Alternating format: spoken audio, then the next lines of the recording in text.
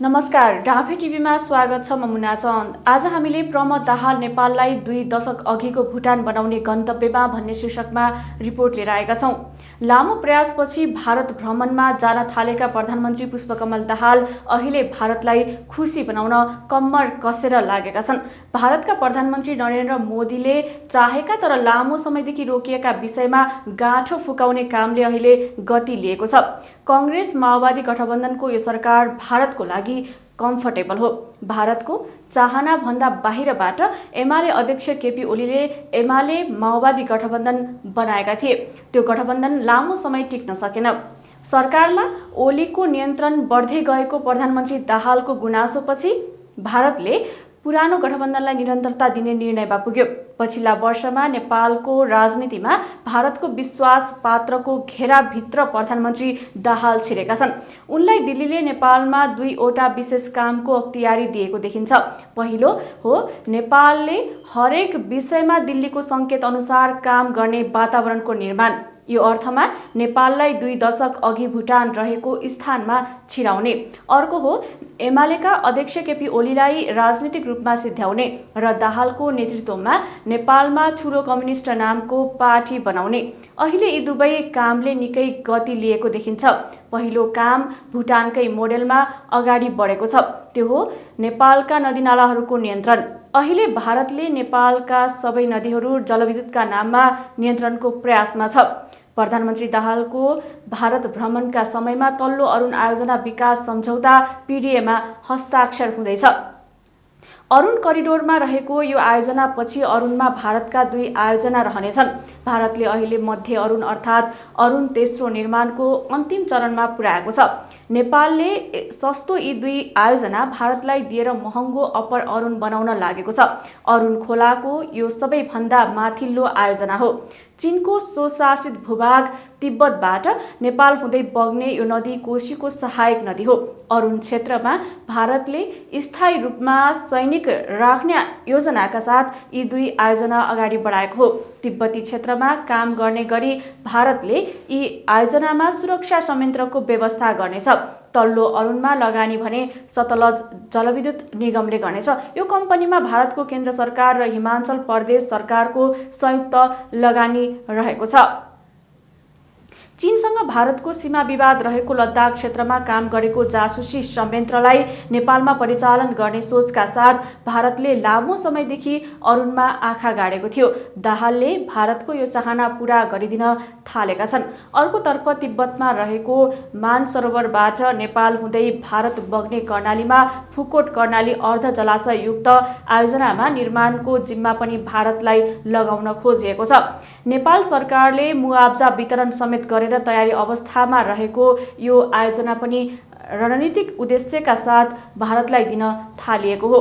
भ्रमणलाई सहज बनाउन 12 जेठमा बसेको मन्त्री परिषद बैठकले नागरिकता विधेयकमा हस्ताक्षर गर्न राष्ट्रपति रामचन्द्र पौडेललाई आग्रह गरेको छ। यसअघि राष्ट्रपति विद्या भण्डारीले उक्त विधेयक रोकेकी थिइन्।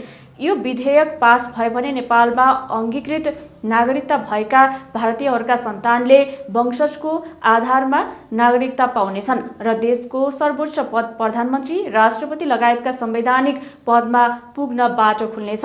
प्रधानमन्त्री दाहालको भारत भ्रमणका समयमा जलविद्युत आयोजनामा हरेक वर्ष सम्झौता नवीकरण गर्नुपर्ने प्रावधानलाई हटाएर एकै पटक 25 वर्षसम्म अनुमति दिने गरी सम्झौताको व्यवस्था मिलाउने विषयमा छलफल हुनेछ।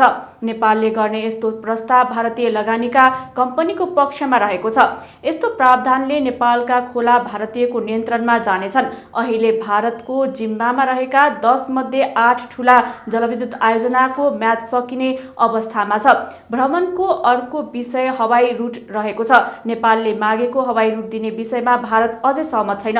भारतले अनौपचारिक च्यानलबाट नेपाललाई हवाई रुट दिँदा नेपालले भारतलाई त्रिभुवन अन्तर्राष्ट्रिय विमानस्थल र लुम्बिनी अन्तर्राष्ट्रिय विमानस्थलको ग्राउन्ड ह्यान्डलिङको काम पाउनुपर्ने शर्त राखेको छ। यो शर्तले नेपालका विमानस्थलमा भारतीय एयरफोर्स राख्ने भारतको पुरानो चाहनालाई पूरा गर्ने बाटो खोल्नेछ। प्रधानमन्त्री दाहाल भने यो विषयमा पनि सकारात्मक रहेका छन्। नेपालले अमेरिकन परियोजना एमसिसी अन्तर्गतको बुटवल गोरखपुर प्रसारण लाइन शिलान्यासको प्रस्ताव पनि अघि बढाइएको छ।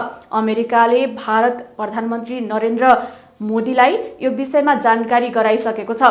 एमसिसी परियोजनाको तयारी समेत नभएको अवस्थामा शिलान्यास गरेर नेपालमा उक्त परियोजना अगाडि बढेको सन्देश अमेरिकनहरूले दिन चाहेका छन्। आगामी जेठ 17 देखि 20 सम्म हुने उक्त भ्रमणको तालिका सार्वजनिक भइसकेको छ। उक्त भ्रमणमा अन्तर्देशीय डिजिटल भुक्तानी सम्झौताको समेत तयारी गरिएको छ। अन्तर्देशीय डिजिटल भुक्तानी कारोबारको जिम्मा प्रधानमन्त्री दाहालले भारतीय कम्पनीलाई दिन चाहेका छन्। नेपाली कम्पनीको क्षमतामाथि प्रश्न उठाउँदै भारतले भारतीय कम्पनीलाई यस्तो कामको जिम्मा दिन प्रस्ताव गरेको छ। भारतको प्रस्तावमा प्रधानमन्त्री दाहालले हस्ताक्षर गरे भने नेपालको मुद्रा व्यवस्थापनको जिम्मा भारतीयको हातमा जानेछ। यसका साथै नेपालको भारतसँगको परनिर्भरतालाई झन बढाउने देखिन्छ। नेपालले बङ्गलादेशलाई भारतको बाटो भएर बेच्ने भएको 40 मेगावाट विद्युत निर्यातको विषय पनि छलफलमा रहेको छ। तर बङ्गलादेश विद्युत व्यापारको लागि छुट्टै प्रसारण लाइन बनाउने जग्गा दिन भने भारत सहमत भएको छैन।